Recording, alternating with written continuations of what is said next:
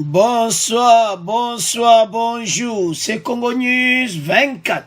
Chers téléspectateurs, comme toujours avant de commencer notre émission, nous disons merci à Dieu, nous disons merci à nos chers abonnés et téléspectateurs qui nous suivent partout dans le monde et en RDC.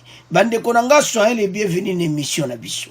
À la une, chers téléspectateurs, et Yindi, Obalobaka état de siège, na Nord Kivu et à Ituri.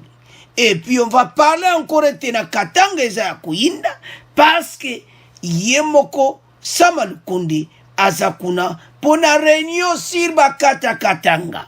Eza ya kuyinda na émission yo, toko développer ensemble.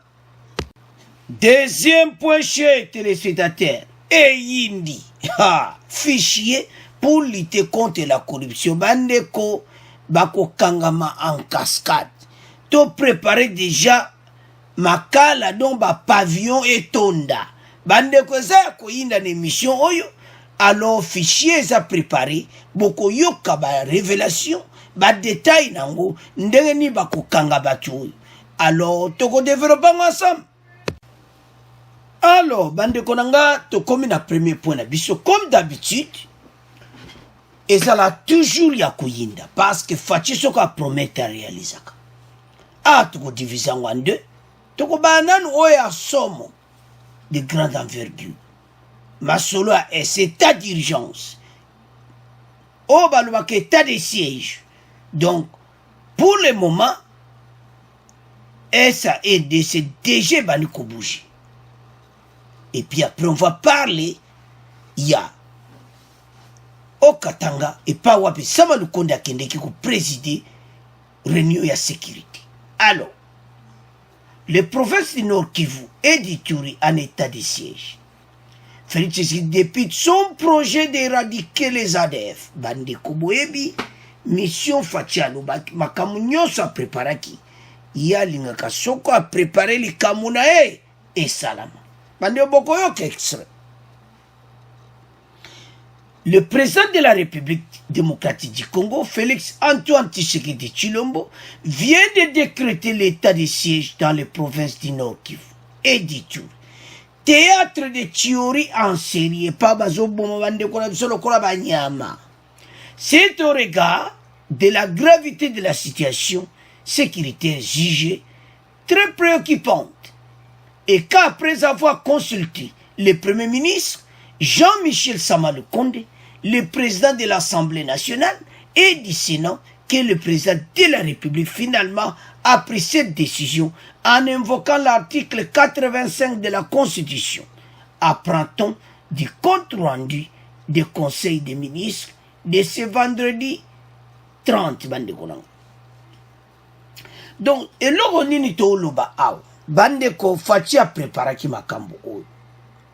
Yango bomona ki azaki calme, mais azayi causé là. Azayi vraiment causé là, était gouvernement et vanda pour ba massacre este oyo to lembi yango. Et comme état oyo ba agir. Donc, bande konanga eza somo parce que ba décision jamais ya makasi ya kosaka nangote. Fachi était à Paris, Bolandaki, à Sengaki Macron aide, à Sengi aide, Bolandaki Jean-Michel Tangwayaki, le même dossier. Donc, situation Fachi à Zarangwezaki a éradiqué le groupe Wane armé. Et ça tâche mon difficile, mais Fachi a yébi. C'est un stratège. Il y a un ça va Congolais chaque fois, nous sommes là. Dans un pays na biso moko, il faut tout reporter au akitoko. Oyo makambo eza la vérité, ndeni mboka na biso ko avancer ensemble. Lorsque des circonstances graves menacent d'une manière immédiate l'indépendance ou l'intégrité du territoire national, ou qu'elle provoque l'interruption du fonctionnement régulier des institutions, le président de la République proclame l'état d'urgence ou l'état de siège après concertation avec Premier ministre Ndebo Landiwana Donc, ce qui mboke comme la station de Totozanambo. fatia sur la constitution. Conformément à l'article 144 et 145 de la présente constitution, il informe la nation par un message. Et comme étant, donc état d'urgence est déclaré. Donc, kuna, et c'est depuis l'article 85 de la loi fondamentale. Bato yo bauta na Uganda. Tout ça la clair. Baye na mission. Mais bazana ba complice na bango na katia RDC. Tous ces complices et généraux bayebi bango déjà. Bande koma kamsu mweto loba wezati. Ebele baza jana ndolo baza ozare. Bakangi bango déjà bo ba kopera kabateka ki minduki na bango. Donc ennemi à Congolais ezalaka yemo Congolais. Yango tango toyaka na be mission bandeko na ngai toyaka poto fungola peuple miso. Do tango pendekoki l'état de siège bandeko ndenge bazakuna exactement expliquer en muki. En temps de paix, l'état de siège fictif ou politique, c'est un régime exceptionnel et temporaire proclamé par un gouvernement pour faire face à un péril national imminent, insurrection armée ou invasion étrangère. Donc, exactement mon côté place au civil à une autorité. Balongolier, Baté, Souda. Des prérogatives exceptionnelles sont octroyées du gouvernement avec notamment un transfert de compétences des autorités civiles aux autorités militaires, une suspension de l'effet des lois ordinaires, une limitation des libertés individuelles. Ba mouvement c'est comme à contrôler. L'autorité basaki l'autorité civile balongwe comme l'autorité militaire. Donc Ituri na Nord Kivu eza ya kunyingana na leru. Badongolo miso bayeba ete tozana bino kalati. Bato nyonso bazotia mboka na biso pasi. Alors, tout landa extrait oyo bongo to continuer mission na biso. Mardi, à Paris, il avait déjà demandé le soutien de la France pour éradiquer les forces démocratiques alliées, un groupe armé d'obédience islamiste dans la région de Béni. Les ADF, à l'origine des rebelles musulmans ougandais, sont accusés du massacre de plus de 1000 civils et de nombreux enlèvements depuis novembre 2019. Le nouveau Premier ministre Jean-Michel Sama Lukonde a évoqué la proclamation de l'état d'urgence sécuritaire dans l'Est lors de son discours d'investiture devant les parlementaires. Alors, chers téléspectateurs, makambango e bandi. Donc, ndenge bandi wana, tozoye bate koya na mikolo koya. Il était en France, ne bolandi wana, a sengi aide à France, a sengi aide Kenya, bakutinda batu na bango.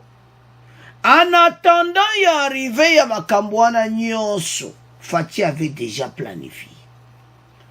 Bandeko boyeke basoda na biso musu bautaki États-Unis, bazongaki déjà bautaki formation. Donc ba généraux nyonso oyo bazaki kala kuna balongoli bango ba généraux asika bakei. Donc ba mesure za osakana muti. Alors, nous allons expliquer, pas de corruption, clairement sur l'état d'urgence. Principales dispositions pouvaient être prises sur les territoires concernés par un état de siège, c'est-à-dire remplacement de la police par l'armée pour assurer la sécurité publique. Ba poste sur la police, ils ont société, ils ont remplacé par armée. Bandeko renfort kusakana nangoti. Donc, eza moment moko oyo fatia lobaki ke makambango ekoki. Batona bakosila.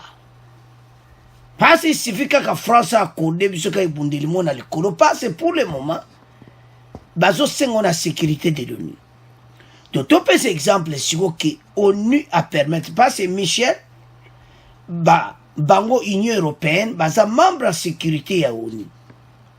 Tant bako vanda kuna ONU a permettre, c'est-à-dire armée moko eya ou bien Donc au cas soki ba pesika autorisation bango ne ba ko plaider kana biso na conseil de sécurité bande ko eza makamwa osakana ngote. Alors fatia mona ete non biso moko to bandanano avec FARDC na simana to ibsebino que il y a des généraux américains bazana ADC ba edaka dia FARDC na moi ba conduite ba makambo ebele ba renseignement et tout ça. Alors à mon que ba remplacer ba policier nyonso na Beni, Butembo, Ituri, partout là-bas ba police ba nina ba police comme remplacer na armée na minduki pour protéger la population. Avançons. Restriction de certaines libertés de circulation, manifestation, expression. Donc, mikolo ba circulation pamba pambati. Contrôle des médias. Médias ozo sala de faut ba surveiller yo ozo loba nini. Médias na yo ya nini. Parce que tous en état d'urgence. Eza ya koyinda esi eyindi. Eza mubulwa. Contrôle des médias, entrée en vigueur un couvre-feu. Na herbe mutabi mate mutatambolati. Donc muta ko tambola wana ezanan ADF, lokotai, biloko. Pas ces populations ko za libanda te na l'air wana. Population ko tambola te na l'air wana. L'air kaka bango bayaka ko boma, bande ko boko yoka ke mikolo penza ADF akokokati. Oba boma ki lobi samedi. Lelo oba boma vendredi, lelo samedi bako sala ngoti. Eza ya koyinda kuna. Alors, avançons. Remplacement des tribunaux civils par des tribunaux militaires. Ba tribunal la civil wana est comme remplacé par du Torah militaire, bah comment ça me ba civil. Parce que tout ça en état d'urgence. Tout le monde va comprendre très bien. Baba na police est remplacé na armée. Couvre-feu, motoal le kate, restriction partout. Circulation est contrôlée na chaque individu a ozo quitté palais, azo katisa yozo kende wapi. Okokiko bimate parce que l'air wana bino tout na kati ba palais. Remplacement des tribunaux civils par des tribunaux militaires. Donc ba tribunal nyonso ba civil les insultés comme ka ba militaire. Surveillance accrue de la population. Donc situation ezandengi wana. Bandeko Fachi il a sollicité l'appui de la France dans la lutte contre ADFD Bolandiwana. Et il a dit ceci. Je ne me laisserai jamais de sensibiliser la communauté internationale par rapport aux zones de violence en Afrique. Et particulièrement dans mon pays, la RDC, à l'Est, où il est créé maintenant un groupe à tendance islamique, au discours islamique et aux méthodes islamiques qui sèment la terreur auprès de nos populations. Et il a obtenu le soutien de la France. Macron le baki clairement. Union européenne, Jean-Michel a yépe andimi. Alors, bande ko soto me kanan étape wane zandingini. Bande ko tebsa bande ko bele ba congolais to tika ko zala naïve. To telema. To loba. Batu nyonso bazo au lieu que ba soutenir président de la République na makamba boy. Bango bakoyana ba faux discours. Non, toko lingangoti. Où exactement où le Congolais a télémis derrière notre président et masolo tambola na est. Masolo anesila. Olingo sala marche na yawa. Marche boti. Boken. Omoni kuna ba pekisi na marche salama. Donc, tangu beni bazan état d'urgence, biso zan état réflexion. Tolingi ba marche pamba pamba tionga el nga boye non. Zala na parlé, to raisonné o iso le kana est. Biso yo tozo prier pour la bango. Parce que pour le moment, toujours chassé rébellion alliée démocratique ADF, principal auteur des atrocités au nord Kivu et à l'Ituri. Situation ezapolele na ndeko nanga sikoyo. Batu oyo bayaki kobebisa mboka ya RDC baokoma na suka. Bandeko to comprendre qu'est-ce que l'état d'urgence. Nde te expliquer bino. Makambo nyonso komba militaire. Police batindiki soa ki ovanda soki wapi. Et comme partout, ba militaire on le kawa FARDC, on le kawa FARDC. Et puis to yebite soki armée kenyan basi bakitaki. Po ye déjà ndima kimba mazo tinda armée na bango. Lemsu baza déjà wana passe renfort ezala makasi. Alors, batu oyo bakokoma na suka. Basali makambo mingi ya mabe, mais bato bakozwa masasi ya likolo. FARDC na se bazolandela bango. Parce que couvre-feu état d'urgence oyo tout nyonso salami eza kitoko. Yango kozala na sushi ya mboka na yo, c'est ça. Bande koto vivre les 18 ans, ceux basalaki makamabo, ils ont même pas pensé à ça. Kaka koyiba bande ko ba détruire oyo kaka fonction publique ba fictif na ba fictif. Mais toujours à la deuxième point. Pendant les 18 ans, bande ko kaka koyiba na koyiba fachi pa bongseli bango mitambu. Donc neto loba awa prison ni kotonda. Mais ton to beb sa deuxième point. Pour eza vraiment son. Alors, avançons. Bavandi pendant les 20 ans, ou li basa l'état d'urgence, bango bazo créer li sous ba groupe moboui. Des groupes fictifs. Alors, bande konangai gouvernement oyo ba yé na makambo kitoko. Sama Lukonde nde to le kambala moko na Katanga. Sama Lukonde face à la menace Bakata Katanga instruit les services de sécurité d'instaurer l'autorité de l'État. Donc ndeto loba awa ya azana Lubumbashi. Et pas wapi azana réunion moko si spécial ce samedi. Ndeto tchelibino. Le Premier ministre Jean-Michel Sama Lukonde Kenge a présidé ce samedi 1er mai un conseil extraordinaire de sécurité dans les Hauts-Katanga face à la menace Bakata Katanga qui persiste. Le chef du gouvernement a instruit les services de sécurité de veiller à ce que l'État ne soit plus nargué par des particuliers à la recherche des intérêts personnels.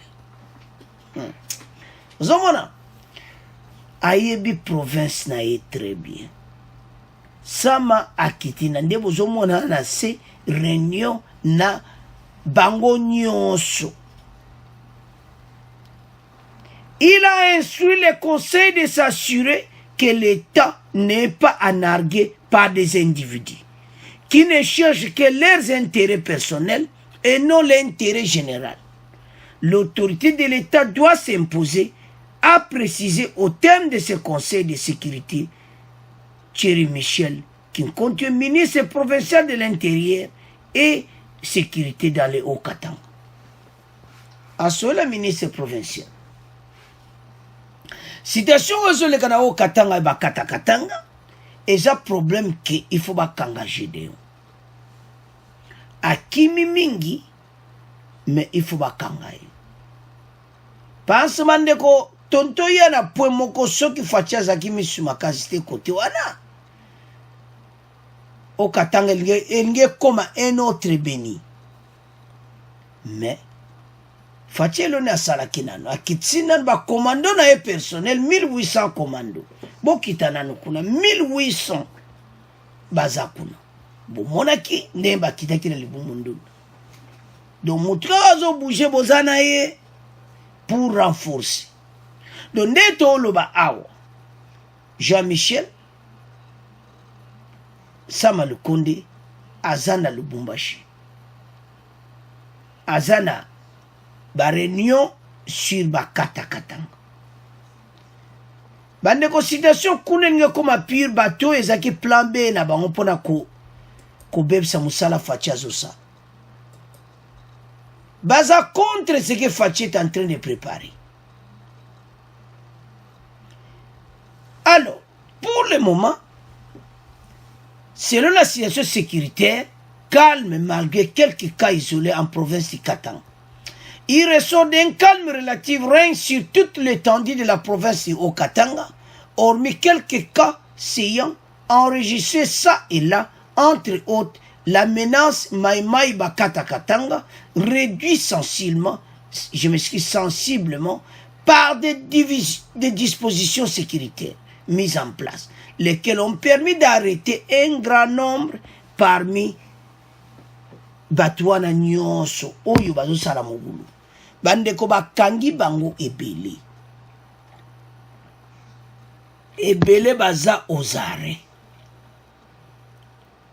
Avançons. La criminalité qui a sensiblement baissé, bien qu'elle se caractérise par des cas de vol à travers des fenêtres, particulièrement à Lubumbashi, Kasumbalesa et Likasi, dont souvent les auteurs sont des civils, ou parfois en complicité avec des hommes en uniforme incontrôlés. Bandeko botala detolo ke gouvernement ba guerrier après chaque installation mbala moko sama lukonde na Lubumbashi ndebo zoma batandami réunion de sécurité koto Fachi baza ko attaquer na est sama lukonde za ko attaquer na Katanga bakope mati plan B na bango ekoti mai bayini ya Congo baluka ki ba déstabiliser mboka partout bosuki yango tozesa ba congolais boya koto yo makambo ezali totika ba au place onyoso bozo kaneza ba makambo kaka do ko embrouiller peuple état d'urgence to vande ki pendant les 18 ans 20 ans to tia ko mon état d'urgence na Beni na Butembo na Ituri. Non. Pourquoi? Bazaba paya. Baina kimboka oyo. Les complices yaba groupe armé. Balingi mboka na bisoti. Mais avec Fachi, nous vaincrons. Bande kona ngai. To convaincre bango. Alors, tozala bomoko. Po makambwana ya est. Nabakata Katanga. Et comme histoire. Alors, to tiki premier point na bino. To kena deuxième point. Oya miibi, obazobo mamboka RDC. Alors, chers téléspectateurs, comme un deuxième point na biso, fichier pour lutter contre la corruption bande konanga. Donc, lutte contre la corruption, eza oyo penza sama atiango priorité. Bande koboko yoka sama lukundi. De l'autre côté, ben inspecteur général des finances ba osa musana bango ba monete bango bazo tambla na makolo côté opé na kati ordinateur masolo ezosala un fichier de référence pour chasser l'effectif de l'administration publique bandeko bato balingi mbokati kaka copier ba denier public ti mais il y a ba effectif nzambe na ngai. Mais toujours il y a des chiffres. Autant la sécurité en général, pays oyo, batiki pays n'état moko batoyo, mawa, batiki pays n'état kopola. Ils n'ont rien fait. Batouana nyonso, ils n'ont rien fait. Donc, RDCP n'a batika kosa na bango eloko mokoti. Eloko zaki na bango so bayena ba réunion na bango. Masolo na bango ndenge nini bako arranger ba fictif. Ndeni ya kosa masolo ya kuiba. Ba premier ministre wana nyonso. Muzitu, Matata Mponyo, Oyena Chibala. Odo bango nyonso wana bandeko na ngai, ils n'ont rien fait pour ce pays. eloni bango basalaki nande bazoyiba wa mbongo basala mpe koyiba na ndenge ya fictif. C'est-à-dire administration publique basalaire bazozwa salaire ya moke bango babakisa fictif na kati ya leta. Bato wana bazalaka na bango te me baliaka mbongo na ngo eleka na bakonte baministre tous ces gens. Oh mboka RDC mboka na biso mawa mboka eza na pasi. Donc banda kaka lera muzito oye na Matata Mponyo oye na bongo nyonso tina Chibala système affectif tina Ilunga système anezo continue nango Ilunga kuna kutu bulu kutu kutezati ekoza pesa na bulu me Ilunga beti nango kara eza ya kuinda esi yindi ba develop ba bimisi fichier moko pona kokanga bango boko yoke interview na tozana na première partie déclaration ya Sama Lukonde. Sama Lukonde a déclaré officiellement ndeni bamiyibi babomi RD Congo. Il a dit que sa priorité naï à haute voix. Et puis tant azoloba ngo Sama Lukonde tant azoloba boko sentir que vraiment azana affection moko boya pays. Gouvernement ya ba guerrier ba yi yango makala il faut ba bonsela biso penango très bien ba no eza cité na ba autorité minene ba jaka ba ji ba fonctionnaire de l'état ba paye wane le kaka na ba poche na bango. Donc circuit moko bien organisé o ba on zo benga ngo vrai cop. Il faut que bon ça makala pena très bien makala pena il faut ba bon ça ngo pena très kitoko comme ça ba kangeli biso bato tout ba ki kuvanda na prison. Donc ezo sala passe na ndenge moko bandeko na ngai to ko vivre boete mais avant to kende na fichier to yokana na Sama Lukonde après to ke makamba fichier pour kuneza moto bokoyoka neba kokanga bato en cascade mais to kenda na Sama Lukonde o alobaki pona corruption bon to avancer mission na biso. Une lutte sans merci sera engagée contre la corruption, la concussion, la facilitation de la délinquance fiscale, le déni de justice, la lenteur injustifiée dans les procédures judiciaires. Il en sera de même pour ce qui est de l'atteinte aux droits fondamentaux ainsi que de toutes les autres atteintes aux droits garantis aux particuliers. Le gouvernement annonce d'ores et déjà qu'à l'horizon 2024, il parachèvera la migration du budget moyen que nous avons actuellement vers le budget programme, ce qui améliorera tant la qualité de la recette que celle de la dépense.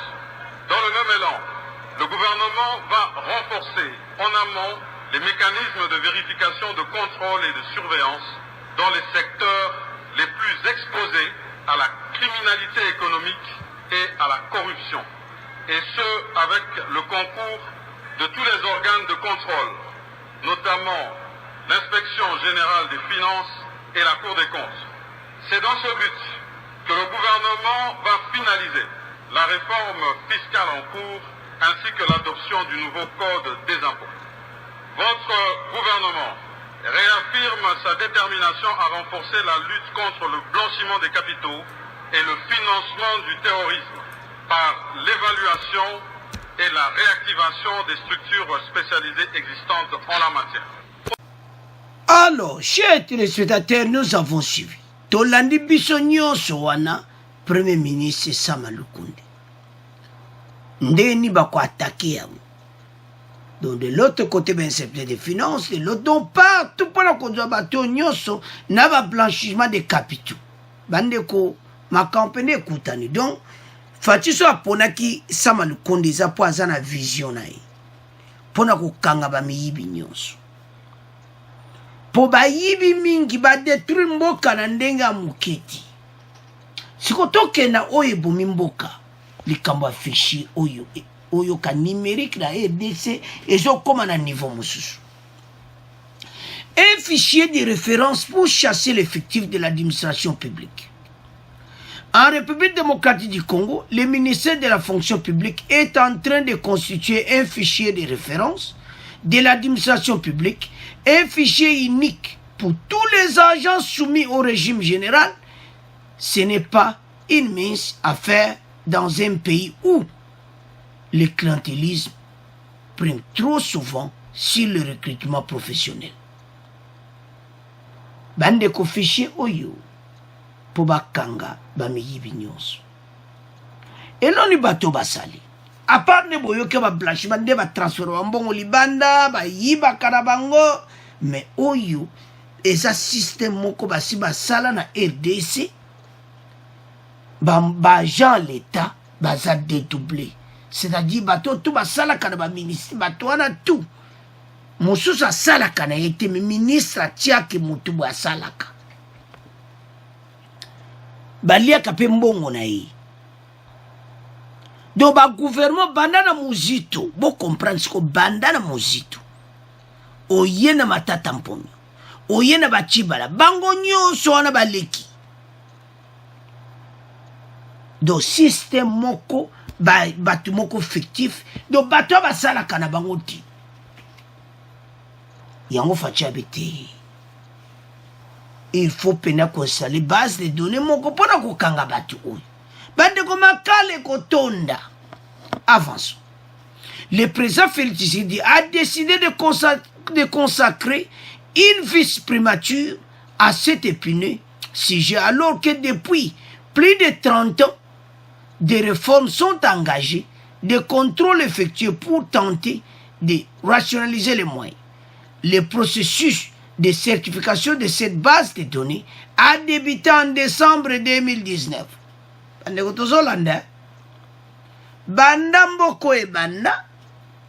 On n'avait même pas une base de données pour makambo nyonso. Botale pa mboke wuti. Soki bazolo ba ke facha ko bongsa mboka, biso tozo comprendre ti. Bato nyonso bazozala contre makambo facha osala, baza ba miyibi. Yango baza contre o nyonso facha za kosala. Yango baza ko bloquer na FCC cash nde bavanda mesa wana baza ko bloquer ba position nyonso po bayebi ke awa mobulu. Yomo ba parati mbang bakimi. Il faut ko teka tous les palais na bango o ezali abateka banda ko tout. Beaucoup détruire pays, beaucoup détruire mboka tina niveau oti ke botia bato yango bazala katena ba ministère, mais on leur paye. À une fonction publique et donc ma camarade banakana 2019 en cette fin de mois, ministère de la fonction publique n'a pu certifier et confirmer les statuts d'agent d'un fonctionnaire sur 5 seulement. Sur 5 seulement. Donc Moussouana bazana bamba affectif. Bakotia. Alingete bakotia nana zaka te yebiete mais bafuta kaiti te azate azate mais azaka paye plus de plus de 10 ans azaka paye avance eza passe bande konanga en cette fin de mois d'avril 2021 donc fin de mois d'avril oyo. La direction de la base des données numériques logée au ministère de la fonction publique n'a pu se faire confirmer le statut d'un agent, d'un fonctionnaire, sur 5 semaines. Donc, ça passe. Au 28 février, sur plus de 825 000 noms ajoutés à la base des données, un travail de vérification n'avait pu être mené que sur quelques 124 000 agents. tous à Kinshasa. Une analyse dans les délais a été effectuée à la fin du mois de mars et a fait révéler que malgré les opérations de recoupement lancées, plus de 40% des cas restaient litigieux. Donc, nombre on a tout bâti. On a tous sont des milliers, sont de combien? Et ça n'a effectif. Et Nzambi. Nzambe na simi mutus. Ba simi mutu na ko kwe émission oyo. Na ko pena ko kwe bato bazama be. Pwani bozini EDC boy. Boyaki kapo bo mabiso. Baboti na biso bakufa kana nzala. Baboti na biso bakonde ko souffrir. Alors bande ko nanga va to continuer mission. To landa makambo wana ya fichier oyo bako kanga ba miyibi bongo to continuer mission na biso. Les nouveaux systèmes mis en place permettent de capturer tous les doublons, tous les cumulars. Où qu'ils se soient cachés, nous les découvrons facilement, d'autant plus que les champs sensibles sur base desquels nous travaillons, donc les noms, post-nom, prénom et matricule, date de naissance, nous permettent de vite déceler qui que ce soit, même s'il se cache. D'abord, déjà maintenant, je peux vous rassurer que beaucoup d'administrations ont pris conscience du fait qu'ils ne peuvent pas se permettre d'injecter des noms inconnus des autres. Simplement pourquoi? Parce que les listes déclaratives ont été élaborées par emboîtement. Donc c'est chaque responsable à chaque niveau qui déclare les agents qui relèvent directement de lui. Donc en clair, un directeur ne peut pas déclarer un agent parce que les agents sont déclarés par les chefs de bureau. Et tous les chefs de bureau sont déclarés par les chefs de division. Donc en clair, je suis sûr que le phénomène fictif cumular va disparaître d'ici là. Et le souhait serait même qu'on aille plus loin avec des poursuites judiciaires contre ces personnes parce qu'ils ont volé l'État congolais. Alors, chers téléspectateurs, nous avons suivi. Tant que sabino que makambangwe bandi makale kotonda. Bande kotango ba itsali bakambu nyonso ba ekokuta ke donc batwana nyonso bazalaka na bango ti. Batwana basalaka na bango ti. Donc basala bakope na bango, ba liste batwana nyonso basalaka na bango te na gouvernement. Donc on fait cet exemple. Donc na ministre fonction publique, nombre bato bazakuna ezana okaka fictif. Aucun ministère bande ko ce n'est pas seulement kaka fonction publique. Partout l'administration publique. Et Nzambe nangai. Et Nzambe na simutu. Mboka nini oyo bamiyibi boye. Bandeko plus de nombre des années.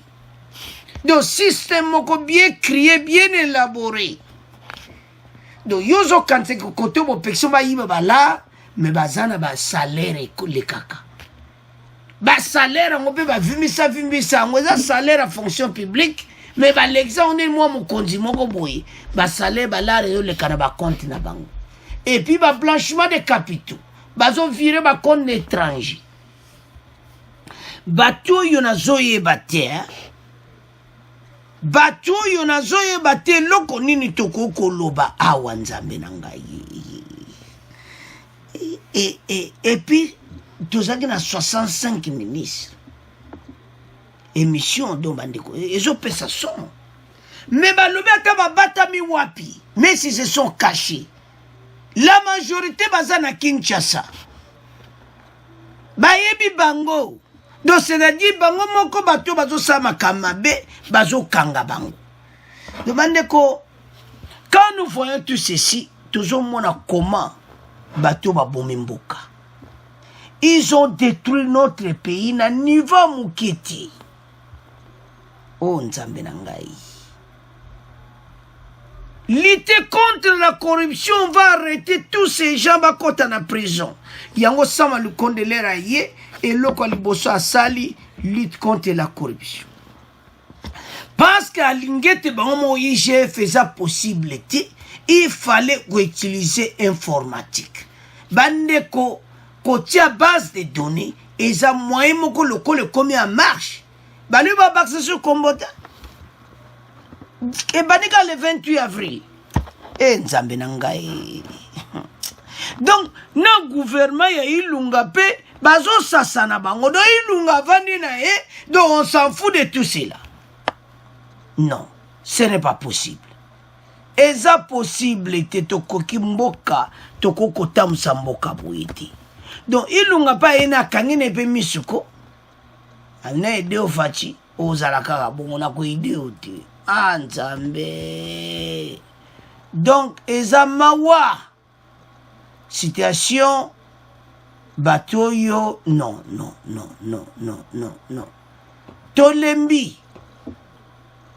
Tolembi makambo oyo parce que notre pays to wuti na pasi ya kosakana nangoti.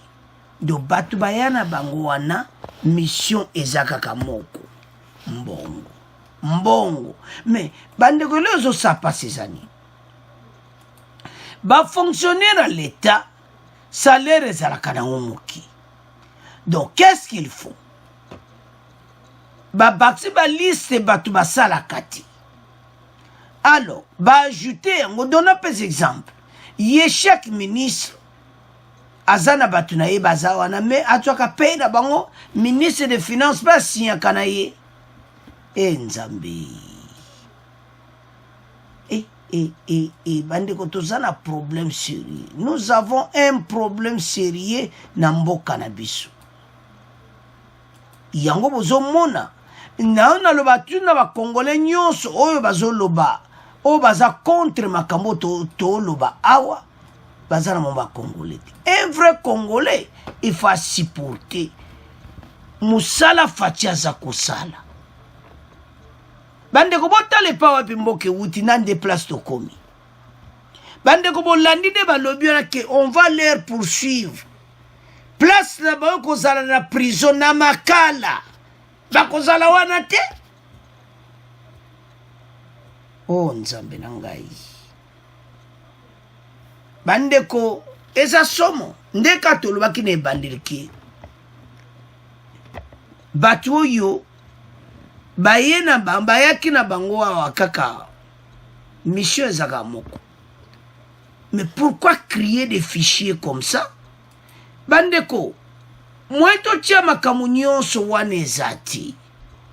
Donc, makamu moko bien organisé. Alors, toko kende wapi. Deba bomi RDC penda boyi. Oh mon Dieu. Pour confirmer toutes ces informations, l'ancien ministre de la fonction publique avait écrit à toutes les administrations des services centraux de l'État pour leur demander de fournir des listes déclaratives par empilement. Cela veut dire qu'à tous les niveaux, les chefs du bureau, les chefs de division, les directeurs généraux et même les secrétaires généraux, chacun devait fournir une liste d'agents directement sous ses ordres. Donc, Doto tchaka ke na ba ministre nyonso. To ba ministre nyonso. Bato bazo yiba na bango. Alors, message epesa miezabo. Le nouveau système mis en place permet de capturer sur les doublons tous les cumulards. Donc, bandeko, c'est-à-dire chaque père monte doublon ezali. Donc des doublons, les doublons partout. Ozomona ba doublir na batu. Do paye mutumo zoli a des pays.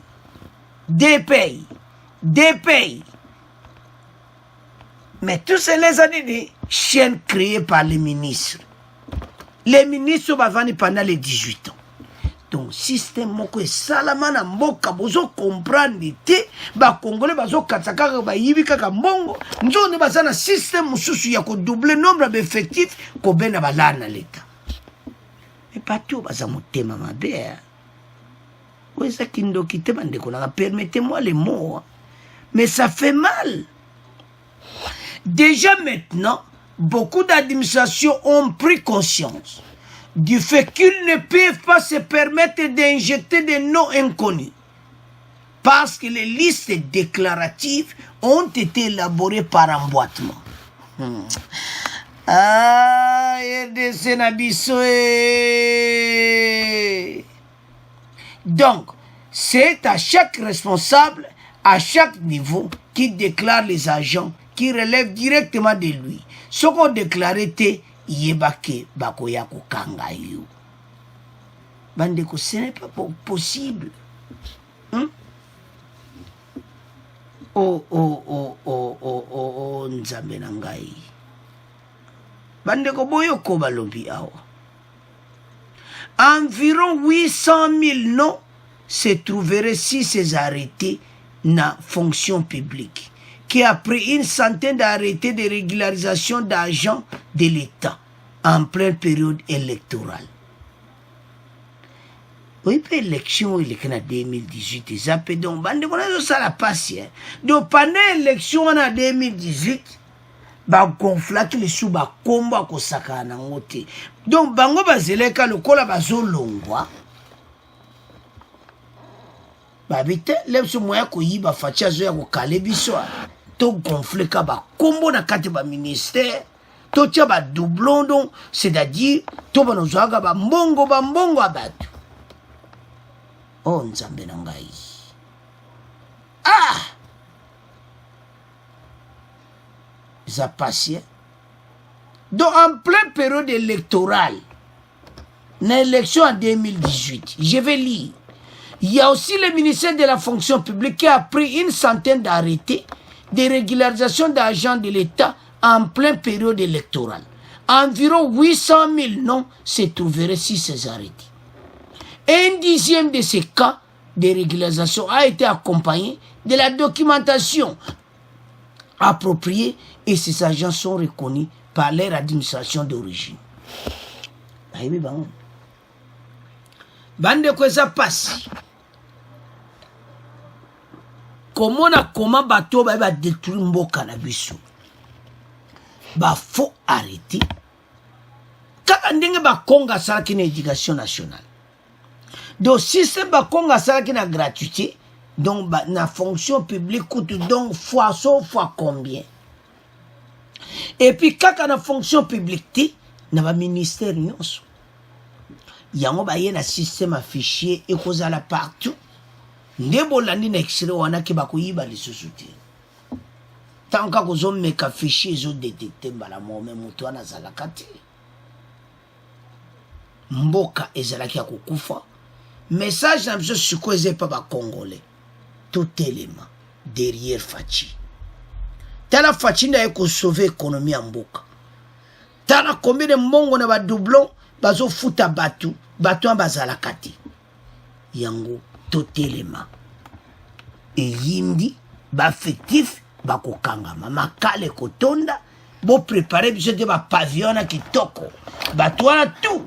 Ba ya pena donc ba vandi na pavillon, ba na ko beta ba grand ba carte, ma solo, be échange ma solo et ba na ko beta parce to lembi ba miyibi.